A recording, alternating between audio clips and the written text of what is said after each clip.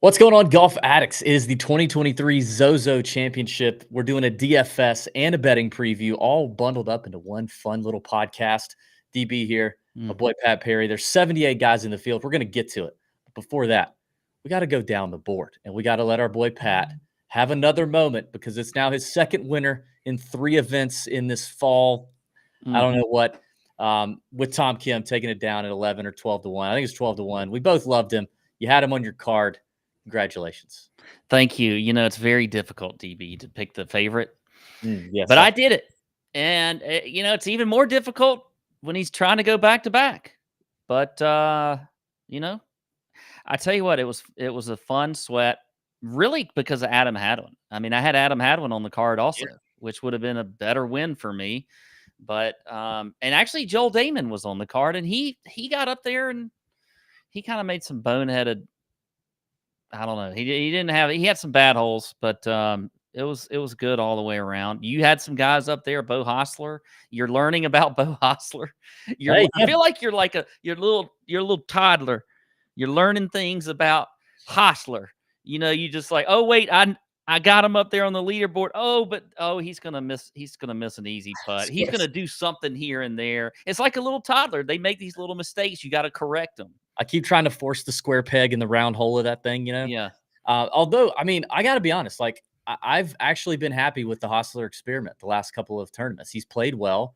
He and when he started his round yesterday, I mean, he was on. He was very much on, and he Yeah. could have found himself in a playoff with Tom Kim very easily. He missed a couple of short birdie opportunities. He was throwing darts on approach. He was hitting bombs and throwing darts with his irons yesterday and his wedges. And it was so it was I'm not mad at him. I mean, it's hard to win a PGA Tour event. It takes a little bit of luck. It takes something. And so far, I'm okay with the Hostler experiment.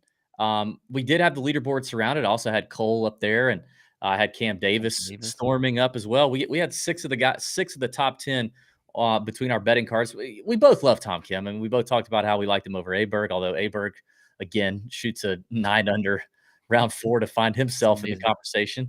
But Tom Kim was clearly coming in good form. He'd been playing since the playoffs. It was a golf course he loves. It suits him quite well. And with the weaker field, it just, Tom Kim's a stud, man. He's now the youngest player to win 3 times on the PGA Tour, younger than Tiger. Is that right? Yeah. Yeah. He is a stud. When he comes to golf courses that don't demand you absolutely bludgeon it. I mean, it's not like he can't. I mean, he was hitting some longer drives yesterday. We know he's worked on adding some speed, although the fairways are pretty firm and running. When he plays a course where you don't have to carry it, 320. Yeah. I think he could be as good as anyone on the PGA Tour. So, and love Tom Kim. It was actually kind of it was an entertaining Sunday afternoon. The back nine was entertaining. It was like, tell me who's not leading right now. Who's not leading? Because everyone was up there. It was all jammed up. And, Hadwin and Tom Kim ended up dueling it out. The tournament kind of falls flat for me overall because there's not a lot of energy around that place, not a lot of fans around the place. But there was some weird stuff going on in the NFL. So I was going back and forth between that and watching the Shriners, wondering if any of my little guys would get up there, and of course they did not. But always great to have another Tour Junkies outright hit in the books, even if it was the favorite. Yeah. I mean, look, I get it. Okay. It surprises me though. There's not a lot of fans out there. You think people in Vegas would want to get out a little bit and get out to there and? Well, but I mean, I don't know. I don't know how many people that live in Vegas would love to go watch a golf tournament. I don't know. I mean, Rick Gehman. That's all I can think of. Other than that, you're at Vegas to do not watch a golf tournament. That's probably true. You want to go do other stuff. I mean, Yeah. strippers and blow and gambling. That's why people are there. I don't Have, like craps tables out there on, like, if you wanted some oh, noise, that would be fun. put craps tables on like at various holes around the course because you'll get noise. Yeah, People be yelling like crazy. Now it might be in the middle of somebody's swing, but that should be just part of signing up. Dude, if you give me a corporate hospitality spot where I can see the golf tournament and play craps, I'll take all my money. Take it all. yeah. That would be fantastic. And live betting on that thing too.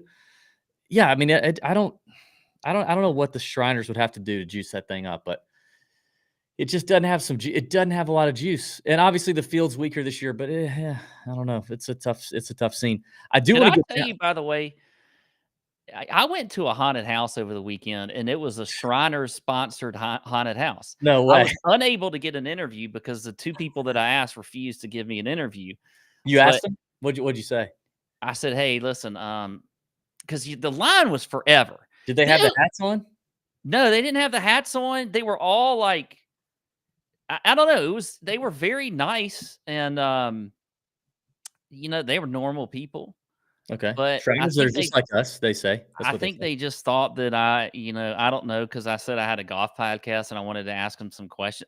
I shouldn't have even said anything about golf, because I was just like, hey, let me ask you some questions about being a Shriner, and they're like, no, I don't want to do that. They just didn't want to do it. So I don't Hmm. know if they were told. There were a lot of rules in this place. Like, I started videotaping as I'm walking in, and I swear I thought they were going to arrest me. Mm. And, like, throughout the haunted house, my wife would video, or I would, and then somebody would see it and they would yell at us about it. Like, it was a strict haunted house. No videos, camera. I don't Is that a rule? Because they told me in the haunted house it was illegal to do that. Maybe the same people running the Masters, no video out there, no phones, no nothing. Maybe they're also policing the haunted house game in Savannah. I gotta be Yeah. honest, Pat, I haven't been to a haunted house since I was probably 15. I gotta be honest, I think that's the first haunted house I've ever been to, because I'm not a fan of them. I don't like doing haunted houses. I could see you not doing well in a haunted house. No. Dude, yeah, I could see like some, although like if a haunted house worker, is that what they are? Haunted house laborer. I Uh, don't know, it was child labor if you ask me, because a lot of them were kids. if they came up behind you and like one of them like happened to like grab your shoulder, like right up here, they would be scared at how rock hard your shoulder muscles and traps are because of tension. Like They would they would wonder, be, have I just grabbed a robot? yes, person is AI. This person is this person is a Boston Dynamics or whatever it is robot. And um I thought about that. I went to lunch yesterday with your brother. Yeah, Your oh, yeah. brother, DirecTV Perry Booth here. And I was sitting next to him at the table, and we've been trying to get together this whole time. Or since he moved back, and it just hasn't worked out. He keeps dodging me. I guilted the heck out of him yesterday. I mean, I was like, I cannot believe I keep inviting you to do stuff, because he originally told me no. And then I was like, all right, well, we were hanging up the phone. I was like, all right, cool. Well, just don't think that I'm going to stop asking you, because I'm going to keep asking you, and I'm going to guilt you into submission. And about 2 minutes later, he calls me back. He's like, I talked to Michelle. We're good. Let's go to lunch. And so we go to lunch, and I like put my hand on his shoulder, and I was like, good man, guys, it's so good to have you here, man. And good, and I put my hand on his shoulder, and I was like, bro, this is a twin thing that you guys don't have. You don't share. You're identical twins. Your brother does not hold that kind of tension. I could feel a little bit of like relaxation. They were like malleable a little bit. His shoulders, Hmm, you know what I mean? Like he was a little loose. And I was like, wow, okay. hmm. Anyway, I feel like that was maybe a conversation we should have had on our own. But I do want to talk more about the Shriners, Pat, because first of all, there was a couple things that happened historically. We're going to do a DFS post-mortem here too in a second, talking about the Shriners. We had a historical 6K draft Yes. last week. When I say historical, I mean all 6 made the cut, and this was a cut event. So I think that was probably history. Yeah. But I mean, the finishes, we just crushed it. We had Lonto. You had Lonto. Finished 13th. Mhm. Kelly Craft, 23rd. Eric Van Ruyen, 23rd. The local boy, Harry Hall, 26th. Grayson Sig, Augusta boy, 28th. And Carl Yuan, 52nd. All 6 players in the 6K draft showed up and showed out. Hopefully, I saw some green screens. A shout out to our boy Polar Hell. Had a nice week. We saw some green screens in the Discord. Somebody gave me a shout out for my Vincent Whaley call in the Wednesday night chat. Yeah, good one. Shout out V Dub, longtime TJ buddy, TJ fan. But as I look down the board, Pat, there are a couple names that I want to point out, other than Whaley and the guys we had on our betting cards and stuff. And obviously, down the board presented to you by our friends at Leaderboard. You need to download the Leaderboard app if you've not already. It's in iOS and Android stores everywhere. Click the link in the description. It's a free app. help you keep track of your own game, your own stats, your own scores, as well as your buddy games, your cash games on the course with your friends. It'll help dot the scorecard for you based on handicap indexes, tell you who's popping and where, and then tell you at the end who won and who owes everybody money. And then you can obviously, you can also just send all your scores when you record them. It'll go straight to your USGA Gen handicap info, and you can just, all you gotta do is put it in one place, and it keeps track of everything, your index, your stats, everything. So try our friends at Leaderboard. Click the link in the description. This is Down the Board presented by Leaderboard. I already talked about a couple of these guys, but Luke List, Pat, looked pretty good. Looked pretty good for a minute. Still had a good finish. He was up there. He was up there. I think he stumbled. Where did he stumble? Round 2 or round 3? Round 3, a 2 under kind of hurt him. Played okay yesterday, but I wanted to say he looked like vintage Luke List a little bit more with the putter. It wasn't. That's what I was wondering if you were getting to. Yeah, it wasn't awful. I mean, in round 1, he gained almost a stroke and a half. Beautiful. Round 2, he was kind of neutral. He lost maybe a quarter of a stroke. So through 2 rounds, he was up a stroke putting. Round 3, which is the tough round, I said he almost lost a stroke and a half. And then round 4, he almost lost 2 strokes. So the weekend did not treat him well with the putter. Lost it a little bit. And not that I'm not saying that because I think that the putting, maybe what am I looking for? The putting awakening that maybe Luke List may or may not had. I don't think it's like thrown out the window because of that, but it's just something we got to continue to monitor. We got to continue to monitor this because I'm sure I think we'll see him again in the fall. So we just got to monitor that. I always want to point out when what was he? I don't know. He was probably in the 8K or 9K range. I don't know. I don't remember because I don't like paying attention to him. But when Lucas Herbert misses the cut, I always like to point that out. So he missed the cut by 2 because he sucks. I think he was 9K. Yeah, he was. I think he was low 9s. I just don't understand the Lucas Herbert stuff. So yeah, those are a couple names a little bit further down the board I wanted to point out. Okay, I like that. I don't really have any other down the boards because I was just pleased with my guy Kim. Yeah, they were all on the top of the board. I mean, Joel Damon was my other down the board, but that was just because I was happy to see him playing well and getting the hunt. Of course, that's a good thing. That's a good thing. We haven't seen Joel up there until last weekend. Yeah, we talked to Gino just before the member guest too, and Gino needs some money. He needed some money. So he told us, he's like, Joel needs to start playing well. I'm making more money off the course than on the course. So here's another thing. Do we just if Poston says he's not practicing or playing at all, does that mean we immediately play him? I don't know, because that's kind of what we were hearing was that he hadn't picked up a club, and then all of a sudden he's out there and he's getting eagles left and right. I mean, it's just, hitting balls out of the trees, 260 yards to 10 feet. I mean, like 3 feet. Yeah, I mean, the reports on his practice round where he's hitting some really good shots and some bad shots. And I texted Fleener after round 1, and I was like, it was pretty much all really good shots today, bud, huh? It was insane. It was really good. In terms of like a DFS postmortem, then we'll move on and we'll start talking about the Zozo here. Your perfect lineup would have had Tom Kim, JT Poston, who were both in the 10K range. You would have had Alex Noren, Taylor Pendrith, and Nick Taylor, who I believe were all in the 7K range, and then Joel Damon, who we just mentioned, in the 6K range. You would have spent all of your $50,000 salary cap at about 70% total chalk, total ownership percentage there.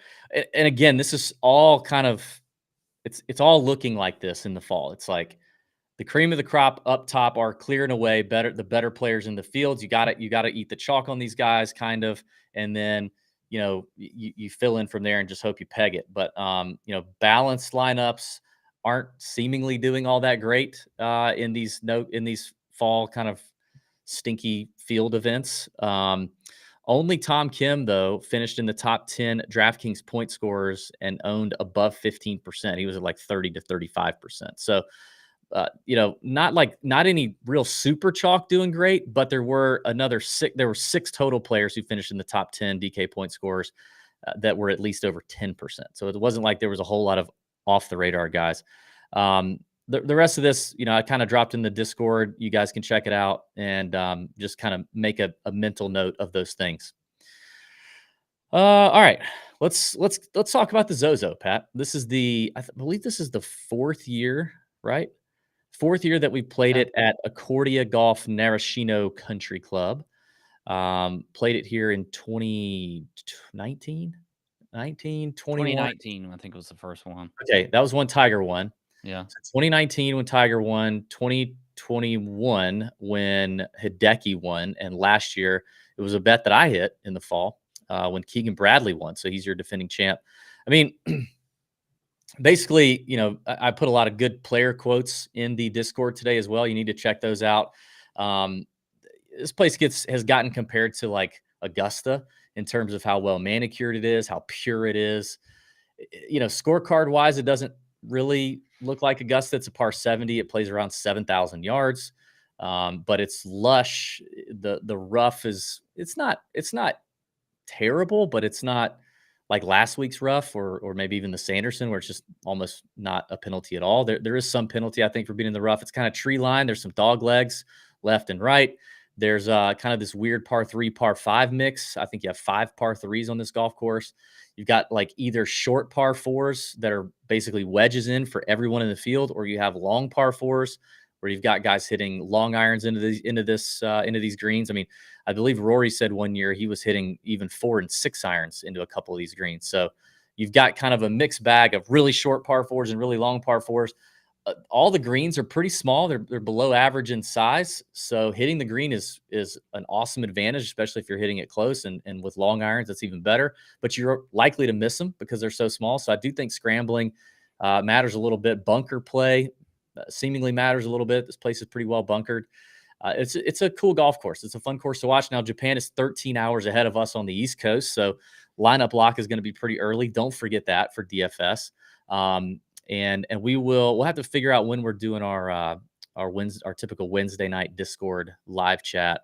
It was a lot of fun last week. We had a good chat, had a good bit of participation last week for a fall event, so that's always nice.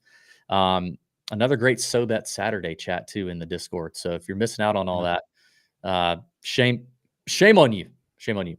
But anything else you think I'm missing here on the golf course? I'll talk about some DFS things here in a second. I don't think so. I mean, when you look at just the past champions here and who's typically doing well, you're definitely looking at just your really good ball strikers. But occasionally you're going to get some folks up there too that, like a Sahith Theegala, who last year was very good in this tournament. He can spray it off the tee, but definitely a very talented player. So I mean, it's to me, I'm leaning towards just those good ball strikers.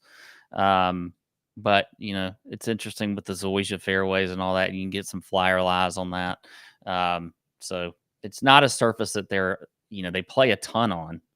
Yeah, Zoysia's pure though. I mean, the It's ball pure as hell. Yeah, it is. I That's think why you get these flyers because it just sits up like perfect. Yeah. It's like the mats when you go to a driving range. When you hit off Kinda Zoysia, jumps. it's like you're hitting off those mats. Yeah, I mean, it's gonna help a lot of these really. I think it just makes the premier ball strikers that much better here on Zoysia. It does look like there's going to be I mean, right now the early projections look at. I think it was Friday. Looks really windy. Mhm. I mean, everything else looks fine. There's really not much rain to speak of. The temps are going to be in the 70s.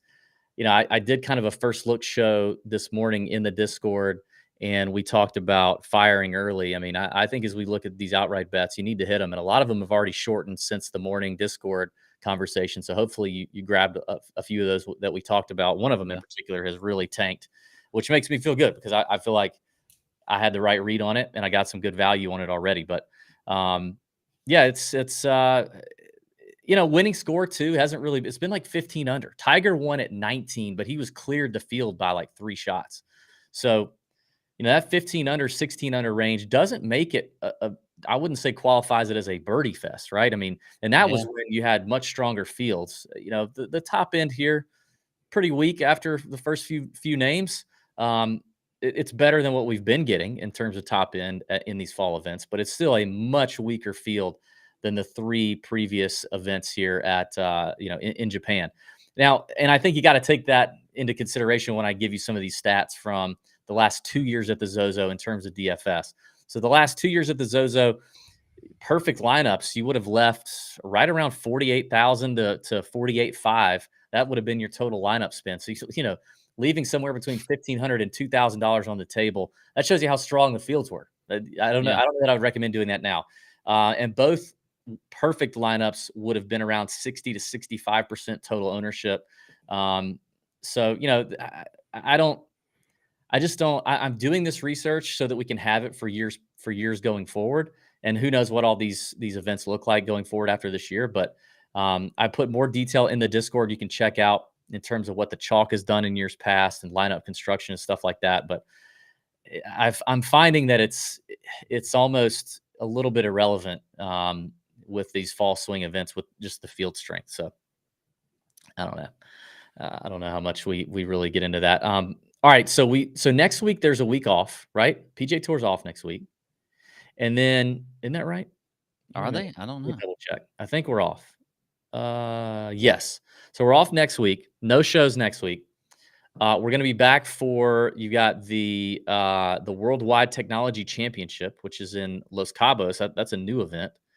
So we've got that, and then we've got the Butterfield Bermuda, and then the RSM. So 3 more, and then a week off for Thanksgiving, and then the Hero, which the field was just announced. Pretty stacked field there for Tiger's event in Albany. So we've only got about 3 or 4 more shows on the next show we come back. So the Worldwide Technology Show, we are going to announce the winner of our SoBet contest. If you've not been paying attention, this is your last major warning. We're not going to give you a whole lot of other opportunities. But we're running an awesome contest with SoBet. And all you got to do to enter is just join SoBet and just give it a shot for 1 month. You can click the link in the description. The code will pre-fill and you should get a free month. Your first month would be free, and then you can cancel if you don't like it, but you're going to like it. You're going to make money off the picks. We bring in a handicapper every single weekend in the Discord on Saturday mornings from 11 to noon Eastern to break down the college football and NFL slate, because there's so many. There's some good folks over there on SoBet capping games for every sport imaginable. And so it's incredible content. Even if you live in a state where legalized sports betting isn't there yet, like Georgia, you can still use a lot of the information on SoBet to your benefit, whether you're betting offshore or you're betting in the props market or whatever. There's plenty of opportunity there. There's a couple handicappers in there that are prop specific. So Prize Picks, Underdog, Sleeper, all those things, Mojo, you can use it all in those platforms. So join SoBet, give it a shot, and we are going to draw for that show. We're going to draw a name, and whoever we draw, them and a guest are going to get to join me and Pat on that special Tuesday in April on a special place in Augusta. And we're going to watch some golf. And we're going to have some good drinks and some good food. And it's going to be an amazing time for you and a guest. Free tickets, courtesy the Tour Junkies, to that event. You do not want to miss it. And all you got to do is sign up. If you've already signed up for SoBet long before this contest was announced, you are already entered, my friend. So you're already in. You're good. So click the link in the description. Give it a shot. It's one of your last chances to get that done. All right, Pat. Let's get into this. Let's look at let's go by DK pricing. So what we'll do is we'll look at the DFS side of things, and as we roll through these price ranges, we can talk about guys we want to bet in this range. Let's see. So, my betting strategy this week is interesting, but Okay. But let's start at the top. 9K range, 10K range, and Xander Schauffele is at 11-1. He leads it off along with Colin Morikawa. Sung Jae Hideki is back. We haven't seen him since I guess the playoffs, or maybe didn't he play in the playoffs? Played one event, or did he make the playoffs? No, he played the FedEx St. Jude. He played that one, and then but we haven't seen him since. Japan's favorite son is back. It looks like he's been there for a little bit, practicing, playing, prepping. He didn't he withdraw from the next playoff event? I think that's what he did. He withdrew from the BMW. I think. Did he? I think he did. I thought he didn't make it. I don't know. I don't know. Okay. He withdrew sometime recently. Yeah, because that's what he does. But, and I will say this: I'm not interested in playing any sort of cash lineups. I usually don't play cash in a no cut event. I don't like that. So every play I'm giving out is going to be a tournament play, GPP play, and then we can talk a little bit about possibly chalk if you want to do that. But let's kick off. Where do you want to start, Pat? I'll let you kind of steer the ship here in the 9K range. Well, I'll start at the bottom actually, with a guy who I do think is going to be chalky. I'm not playing any cash. If I were to play cash, he would be in the lineup. But Minwoo Lee at 9,100, I absolutely just love this week, and he's coming off of a victory last week. I guess that was on the Asian tour. Asian tour. And where he dominated, really, what was he, 30 under, something like that? Yeah, he just boat raced everybody, I believe. He did. Now the field, still not like this one, but Minwoo, I think, coming off of a victory like that, it's sometimes like with a guy like Minwoo, who we know has so much talent.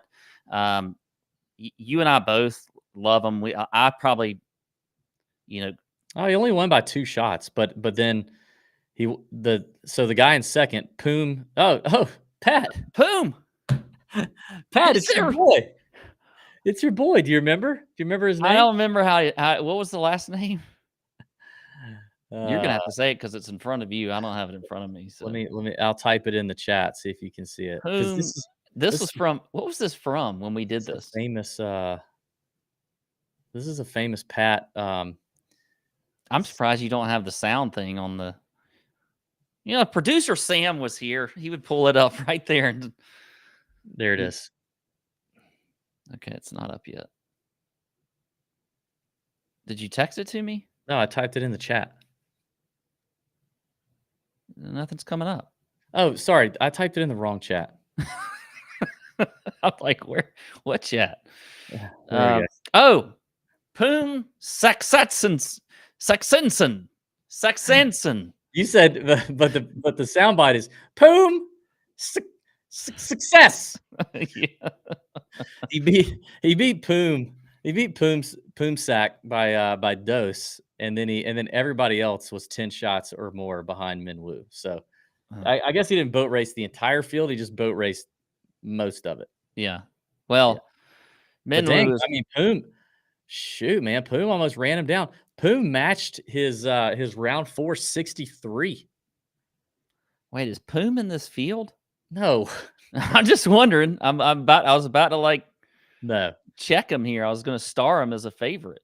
I'm with you though, man. I love Minwoo Lee. I think he's still, the thing with him is still going to be the iron play. Always seems to be a little iffy, but he's so good off the tee, and his short game and putting is so good. He could I could see him getting it done. I do see him getting it done in this week to get that first PGA Tour victory. Like, he's proven he can win. He's proven he's a stud. He's contended in majors. T14 at the Masters, his first time out. This place is getting the Masters comps. I think T5 at the U.S. Open this week as well. He likes tougher golf courses. I think that's what this place is gonna bring. It's not major championship tough, but 15, 16 under. A little tougher than average. I absolutely love Minwoo, but I do believe in DFS he will be chalky. This morning, he was a name that I talked about a lot on the First Look show. He was he opened at 20 to 1. I see him at 18 to 1 right now. Is the best number you can get him, and I still love it. So I am all in with you on Minwoo Lee. I fired in on the 20 to 1 when I saw you put that in the chat, and yeah, I mean, like, as I was going to kind of say, is that when you get a guy like Minwoo just tasting a little bit of victory, that just, even though it's not the blood PGA in the water. Yeah, it's that's a huge confidence booster. So I do think he's going to be really good this week. God, he's going to put out some fire, social media hype video too. He's so good at that. Yeah, he's good at that. Yeah. He must have a good team, I guess. I don't know. What do you think about Sahith right here? Because we talked about Sahith a good bit this morning too, who had a good finish here last year, finished T5 in his first time here. Obviously, just won. So we know the form. We know the form is solid. Just won the Fortinet. I'm interested in Sahith again. I mean, I know long term we worry a little bit about him spraying the ball a little too much. He did that a little bit here last year, and he managed to get away with it. we don't have strokes gained from this event, but I was looking back at some quotes from him in the pressers post round last week or last year at this event, and he talked about kind of spraying it, but short game kind of saved him, which is what he does, right? That's what he does. But I mean, his last 4 starts on the PGA Tour, gaining strokes off the tee, and it's a small sample size, but it's something that you can grab onto. The irons have been solid for the BMW at Olympia Fields, and then the Fortinet he picked right back up where he left off, gained 9 strokes putting. My God, so I don't mind Sahith. I wonder how popular he'll be. I do think he'll probably get some love in the DFS space, but I really love this low 9K range. Yeah, I did too, and I'm with you on Sahith. I think he is a good play, and I He's don't know still how much. 20-1 on FanDuel right now. Yeah, which look, he's another one that after you taste that victory like he had a few weeks ago at the Fortinet, I think it's a great sign for him, and he is, like you said, he's great around the greens. He's a good putter. When you get on like pure greens like this, I think that's he could just light them up. So I'm definitely in on Sahith with you as well. Now the top is what's kind of the interesting thing for me is like Yeah. I don't think I'm gonna go with Xander, but I'm very interested in Morikawa, which is he hasn't really had a good history here. See, and I'm kind of more, if I'm going to play one up here, I'm going to play Xander. From a DFS perspective, I was looking at the names, and I've done some deep dives into these into the guys that are exemptions from the Japan Tour and stuff. And there's a couple of them I like. I wrote up 3 in detail in the Discord today in the research section. So I don't want to give away all the goodies, but if you're there in the Discord, check those out. I did some deep dives on all these guys, but I don't love a lot of players in the 7K or 6K range. I probably will find myself building a little more balanced and having sprinkles of guys in the 8K and above, and then maybe just I might just be like pretty heavy overweight on some of these 7K, 6K guys. That might be stupid, but Yeah. in terms of DFS, I just don't like a lot of guys here. So although if I were gonna play one up here, it would probably go ahead and just be Xander. I don't know that I'm actually gonna get there. Yeah, I mean, it could be tough. I mean, I think Sung Jae's in play. His odds seem to shorten a Sung good bit. Jae, yeah.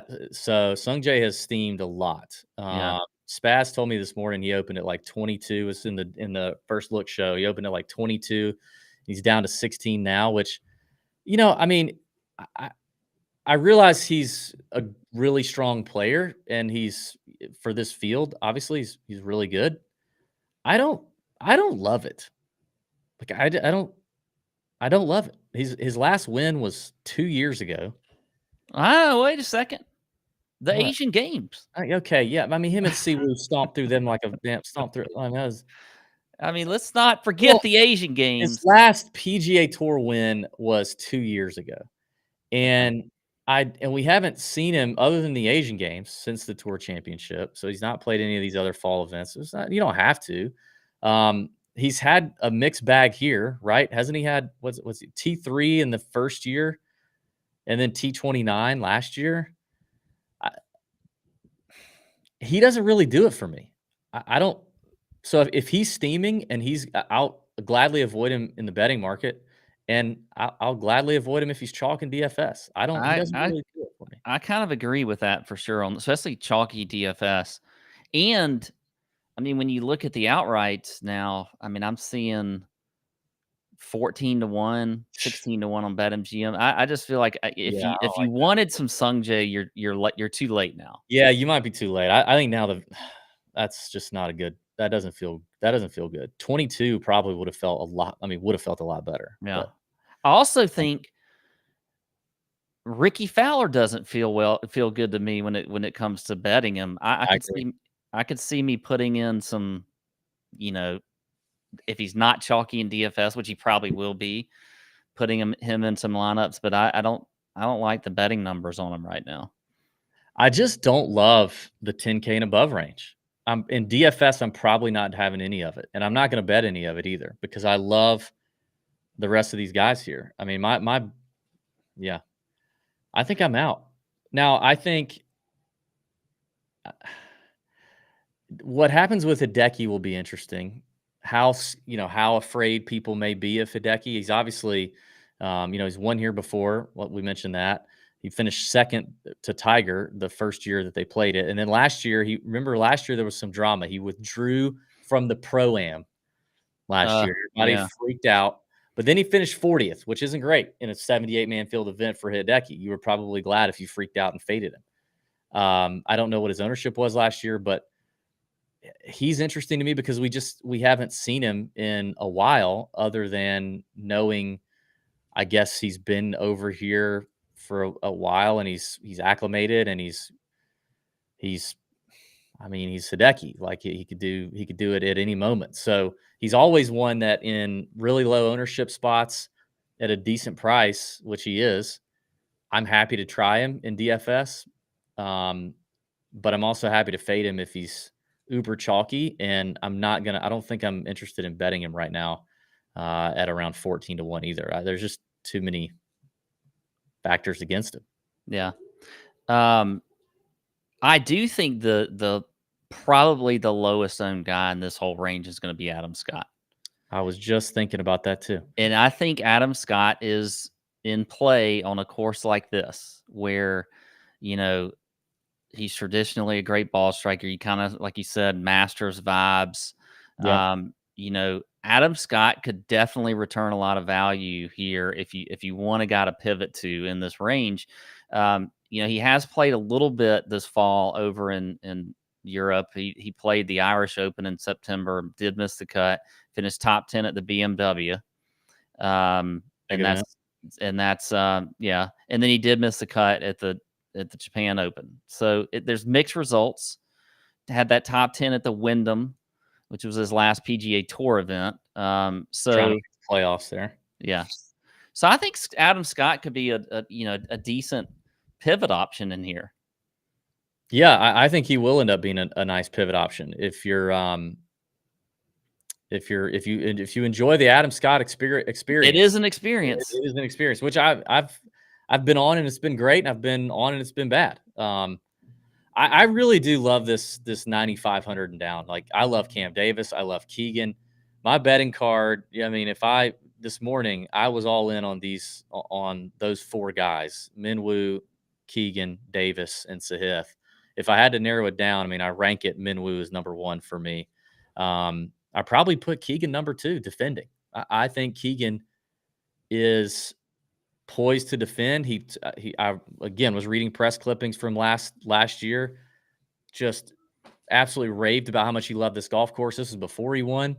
I think he's extra motivated to continue basically saying, in so many ways, F you for not picking me in this Ryder Cup with as good as he's played. I still like him a good bit. He's still 22-1 on DK. So I think if I had to narrow it down, it'd be Minwoo, Keegan at 22, and Davis at 22. Sahith might be my last one out from a betting standpoint. I trust Cam Davis a little more, and the numbers actually a little better right now, 22-1 on DK.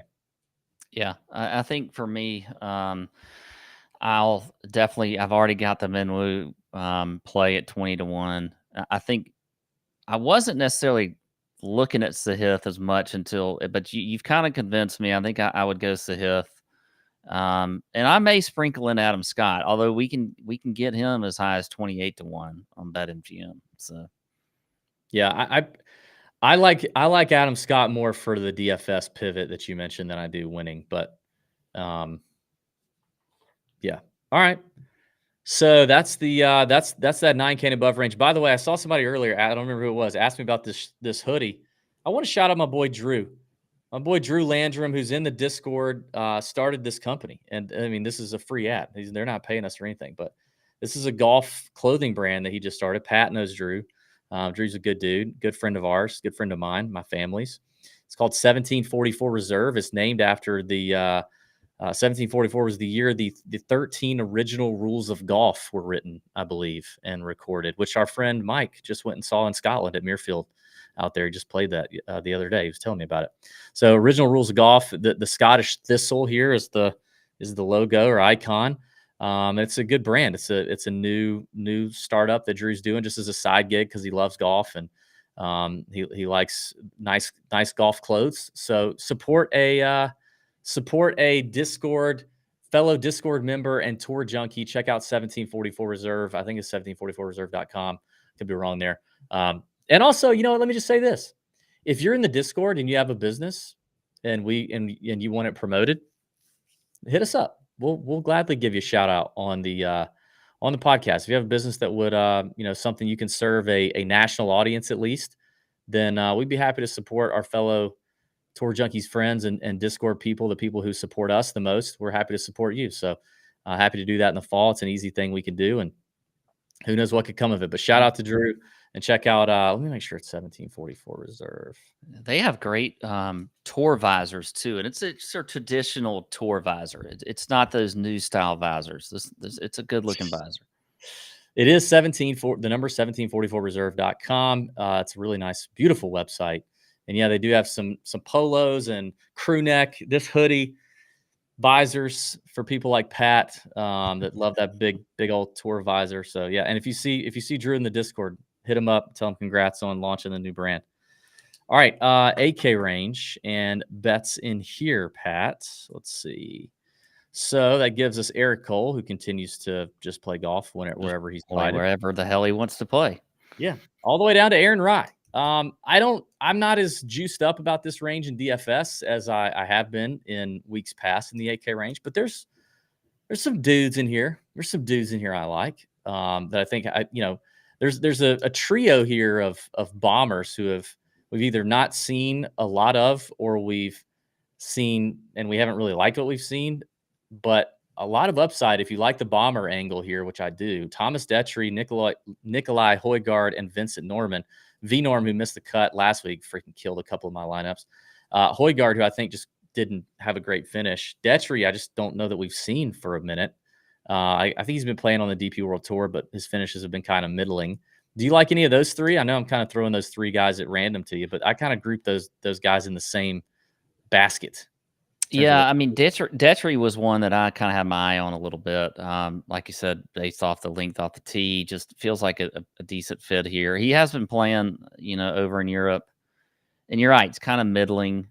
T35 at the Kazoo, T33 at the BMW, and then he played the Irish Open and finished T23. So it's not terrible. It's not great, but it's not terrible. Yeah. I don't know as an outright if I would want to bet him, but I think in DFS it could be a good play. I don't feel like he'll have a lot of ownership either. So he was one of the guys I wanted to bring up that I was looking at. The others are kind of more at the bottom. I don't understand Alex Noren. When are we supposed to? Can somebody tell us when we're supposed to be on and off Noren? I wish I had that kind of crystal ball, because I always want to play him, and then when I do, he sucks. But like last week, he was pretty good. No, it was exceptional last week. I mean, it was the best week he's had with his irons since November of last year, which is, I don't know. I have been on Alex Noren on occasion here recently. I feel like I've been on him more than you have. I was not on him last week. It's been a long time for me, I think. Yeah. I don't know what to think of the dude. I guess he is a highly volatile boomer bust. He's a veteran, so like maybe that helps him in these crappy fields. Like when he's feeling it a little bit, he's got some play, and he's a veteran, so he's not scared of the moment maybe, and he can climb up a leaderboard all of a sudden, or he can just get hot and he's not going to crap down his leg. I don't know. I mean, I think his stats, though, look pretty good in this field. When you look at the ball striking, putting, he's top 5 on bent grass in this field.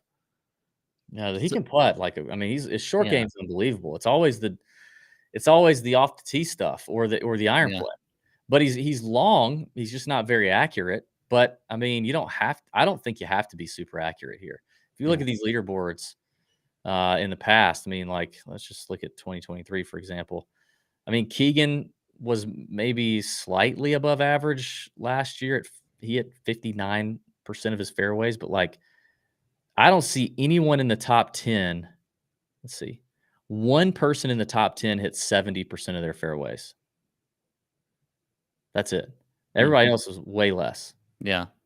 I mean, Cam Champ finished 8th. He hit 48% of his fairways. Then I mean, Noren's not Cam Champ long, but he's not short. Well, I feel like Noren and from a betting standpoint too, Noren and Aaron Rye, who are both about 45 to 50 to 1 I think I'd rather have Rye. as an outright, or would you play them both in DFS? Oh, God. I think I think I could be talked into Rye outright at 55 on FanDuel. I was talking in the First Look show this morning about Rye, and I think I could kind of get to it. But Noren, I don't think so. And I think Rye, I'll also play in DFS. Noren just, I'm happy. Noren's I'd getting rather play Noren after a missed cut than I would with what he just did. I just he would. is getting a little bit of steam though. I mean, he was Oh, when if he I has was looking any- at he was at 60 to 1 this morning I when I don't was first looking at it. I do not want. If he's 12% owned in this field too in DFS, I don't want it. But I would rather. So play we're Noren. getting somewhere now because we were kind of questioning Noren, Maybe but that's now it. you're like out on Noren. Yeah, I want to zig when people are zagging on Noren. I do not want to be team groupthink on Noren, especially if he's popular. I just because I don't want to ever. I also don't ever want to put myself in a position where I'm playing him in DFS and then I feel like I have to be over leveraged on him. God, like he's top.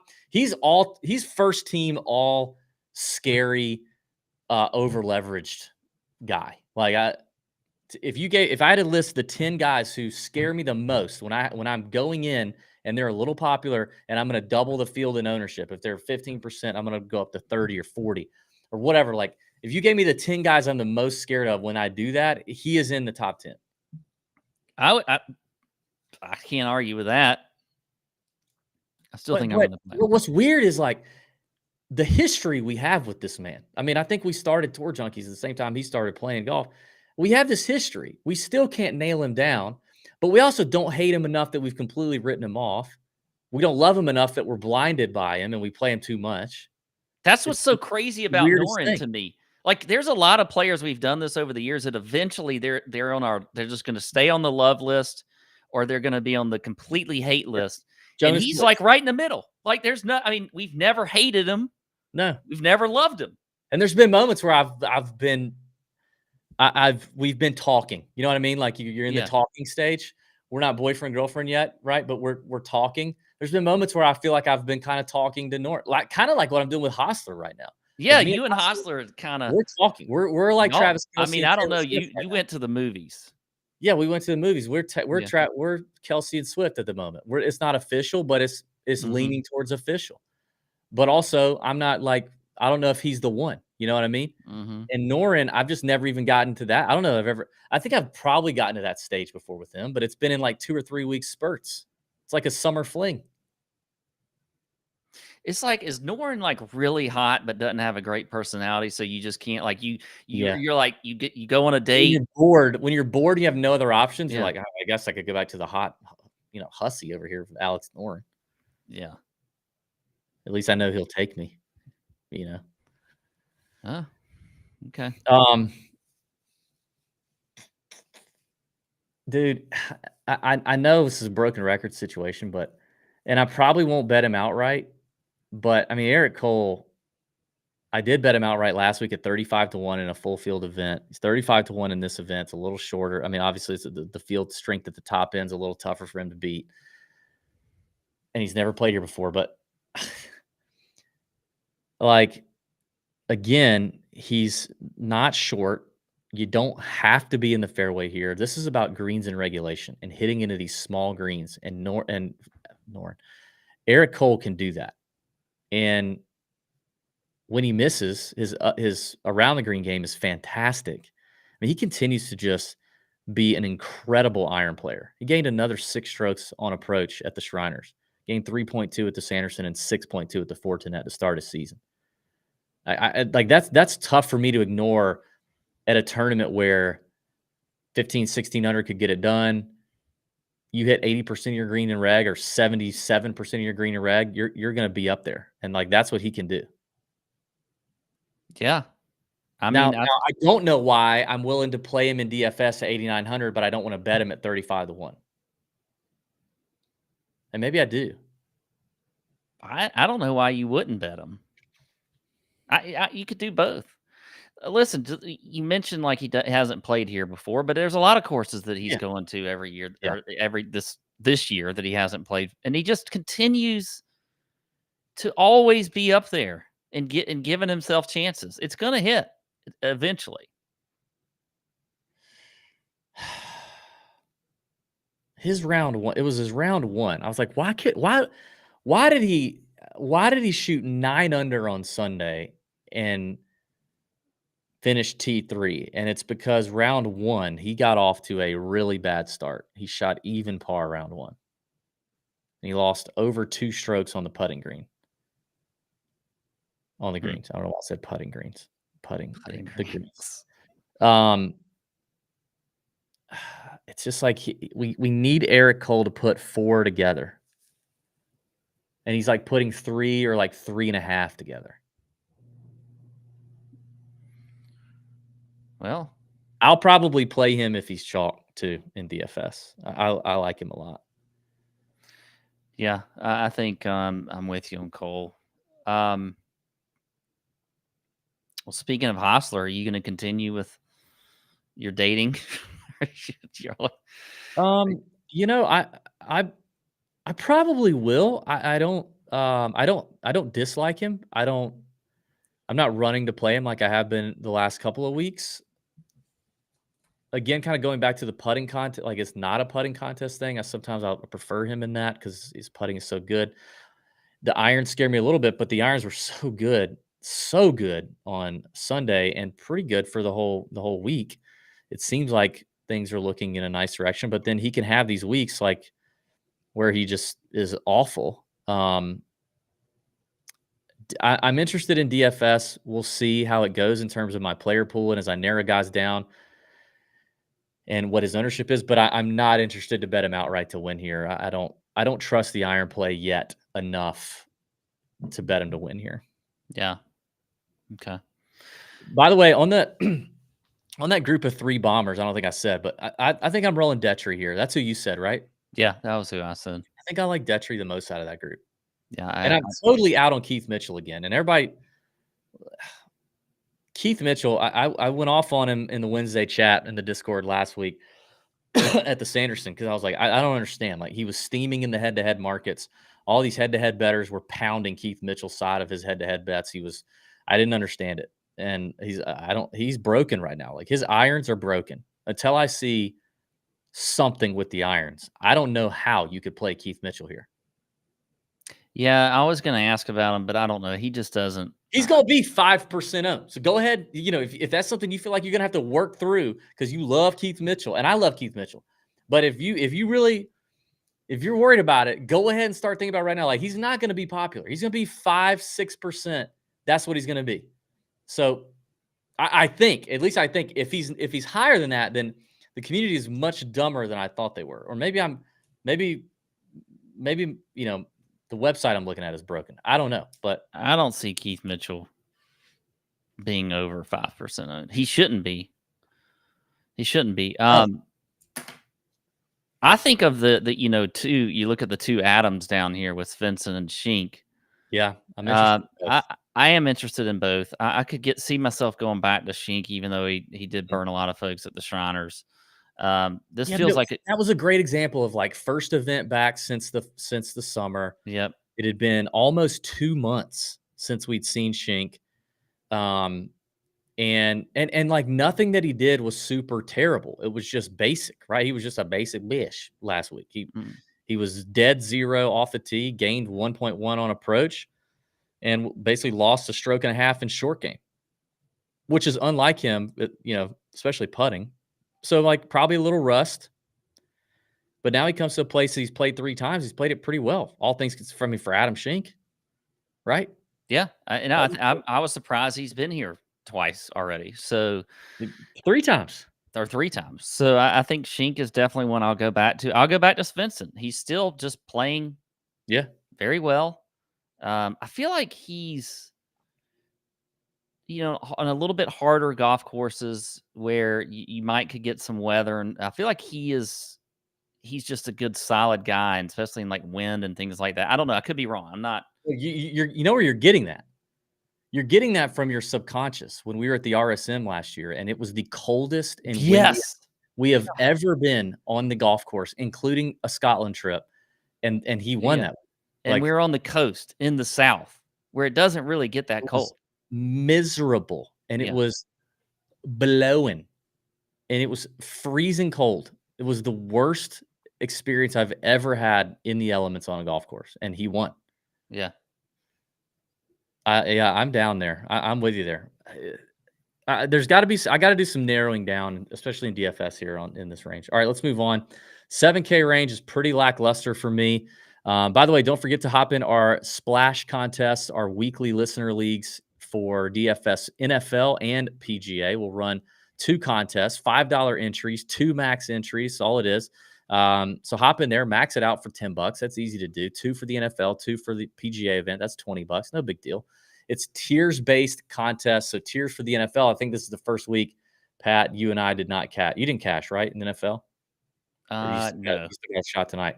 I'm not going I to do cash. still have a shot. If CeeDee Lamb goes nuts, I might have a chance. Yeah, if Tony Pollard gets like 40, I got a chance. But no, yeah, it's the NFL tiers contest that me and Pat typically have dominated, but not this week. It is, and then it's tiers for the golf as well. So click the link in the description where it says Splash Listener League Contest. That will take you to our commissioner channel. You can see all the contests we have up and running. All right, 7K range. I'll start.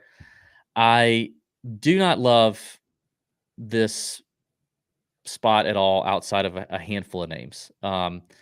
I absolutely love Cam Champ at 7,100. I talked him up big time this morning in the First Look show. He was 80-1, and we fired. He is now down to 65-1 on FanDuel and shorter other places. At 65-1, I still like it. Bombers course, played here last year for the first time, finished 8th. He arrives this year in far better form. He was coming off of back-to-back missed cuts to start the fall last year. He's coming off of back-to-back good finishes here in the fall this year. Had a chance to really win. I think he just kind of crapped the bed yesterday. He was up on top of the leaderboard after Saturday, I believe. So Cam Champ's doing his thing. It was a egregious error for the books to open him up at 80-1, and I think people made him pay, including myself. So I love that. I love the play in DFS as well. Now, a chalky Cam Champ, I will be honest, is a little scary. So we'll see how he goes. He's 7,100. I could see people jumping on that given his good form and what he did here last year. So like 17% Cam Champ is going to scare me a little bit. That's for sure. Yeah. I do like Champ though. What are all the things? I'm trying to figure out what are all the things that have suddenly started clicking for. And you know what's so funny is his ownership is just so low still. I mean, 2.6 at the Shriners, 3.1 at Sanderson Farms. I mean, you look at before the Sanderson, it was still crap. Miscut at the Fortinet, miscut at the Wyndham, 51st at the. I mean, a lot of miscuts, a lot of not very good finishes other than Mexico way back in April. But you look at across the board, really, a lot of the stuff. I mean, his putting has been great. His off the tee game has been incredible, that's his bread and butter. But I do like it. Well, I mean, the putting is interesting because last 2 events he's gained over 6 strokes putting. Yeah, that's a lot for Cam Champ.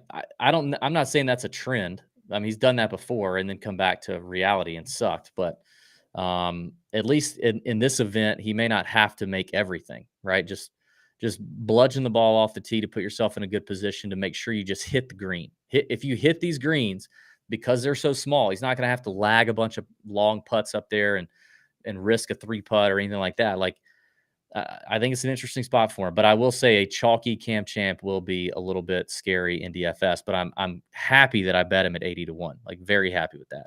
Yeah. The other name in here that I like a ton, and I talked him up a ton last week, so I'm rolling back with him at 7,600 is Callum Tarren, the long hitting Englishman.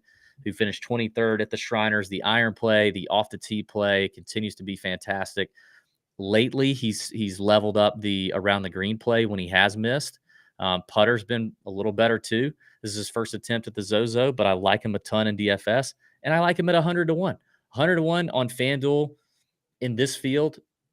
That's my final outright bet. I don't have anybody longer than him. I definitely gave some guys some looks, but for outright winners, Callum Tarren is where the buck stops for me at 100 to 1 on FanDuel. Yep. I love Tarren. I think it's 100 to 1 is great odds for him. So I'm with you there. A guy right next to him, I think. I gotta bet Taylor Moore. But now here's the thing with Taylor Moore. I mean, he's 70 to 1. Yeah. I do like him in DFS too. You go to the Adam Schenk thing where we hadn't seen Adam Schenk since the Tour Championship. It's the same with Taylor Moore, who has had a great season, but we haven't seen him. He didn't play any European type tour events. We saw a few of the guys do that, but other than, at least from what I'm seeing, the Tour Championship, no Taylor Moore. So that would worry me a little bit. But I do think he definitely has the skill set on this golf course to do very well. He finished 12th here in his first start last year at the Zozo. So Taylor Moore is interesting to me. I'll still get him at 70 to 1 and bet that outright. But I don't think if you see him any shorter than that, I would go any shorter than that for him. Yeah, a little different scenario for him too this year. I mean, last year he had played the Fortinet, the Sanderson, and the Shriners coming into the Zozo. Maybe we can do a little bit more of a deep dive and look at what he's done in when there's been kind of a gap in the action in years past. I mean, let me look at just for example, the November to January turnaround, which is kind of the same for everybody, but he played the RSM Classic, missed the cut in November, and then played the American Express in January and missed the cut there, and then finished 11th at Torrey Pines the next week. But he's a player that I like in general. So, I mean, if he's low owned, I think that's interesting. Yeah. Well, other than that, I mean, I'm going to save my Japan Tour. There's 3 Japan Tour players that I like and that I will play in DFS and that I will bet in the finish position markets, but I'm going to only mention one in the 6K range and leave it at that. Everybody else can get it in the Discord. Other than that, I mean, Sam Ryder's the last one that I kind of looked at here just to say. just looking at him. Okay, so here's a guy who's played here twice, got a T7, a T36, and he's in solid form right now. So a T7 and T36, given the strength of field the last 2 years compared to this, and his iron play has just been incredible.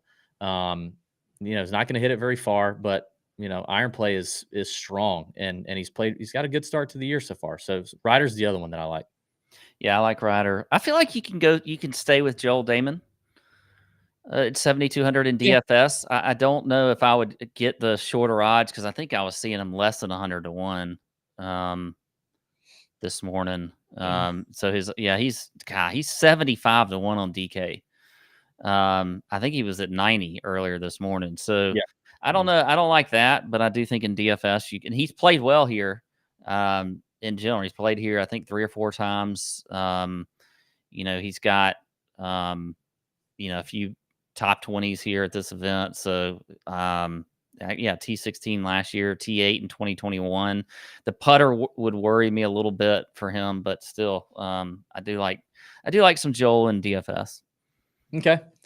Don't forget Underdog, people. Underdog, our friends at Underdog. If you're not getting down with Underdog every single week, picking the higher or the lowers and the pick'ems, playing best ball weekly for the PGA Tour as well as NFL every single week, you're missing out.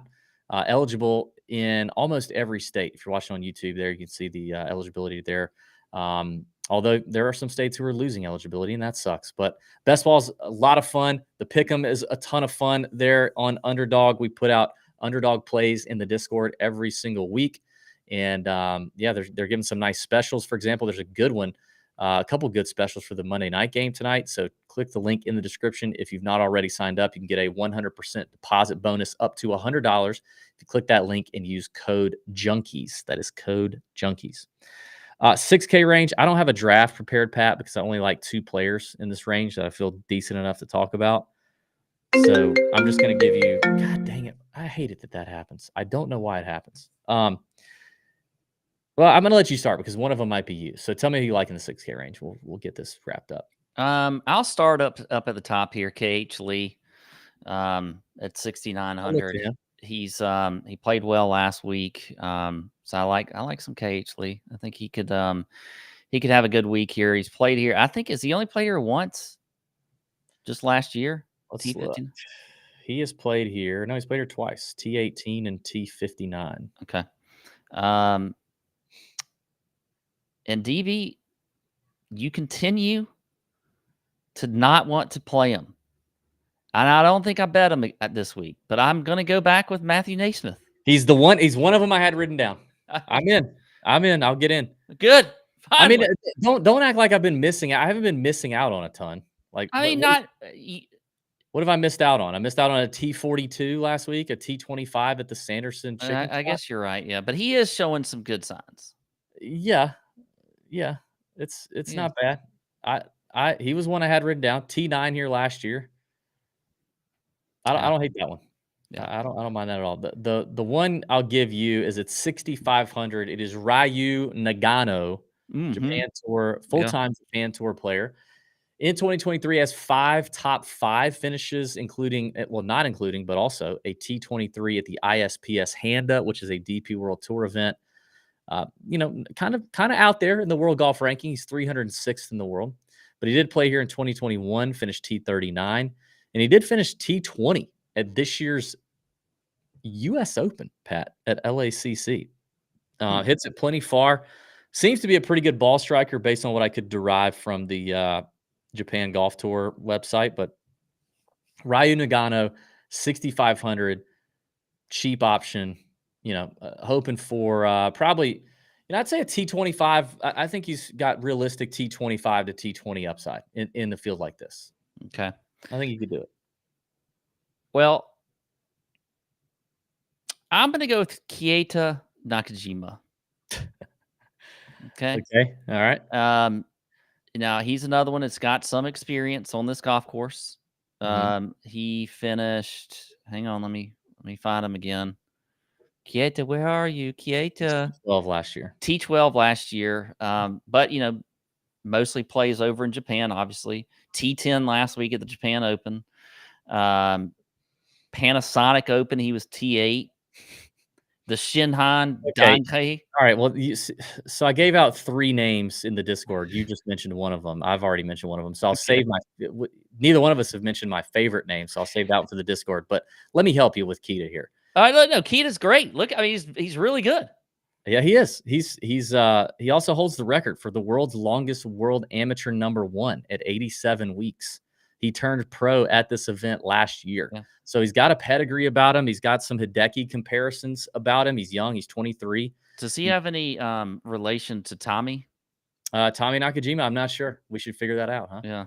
I didn't see it on his Wikipedia page. He finished T28 here as an amateur 2 years ago. He's also made 2 of 2 cuts at the Sony Open for a PGA Tour comparison.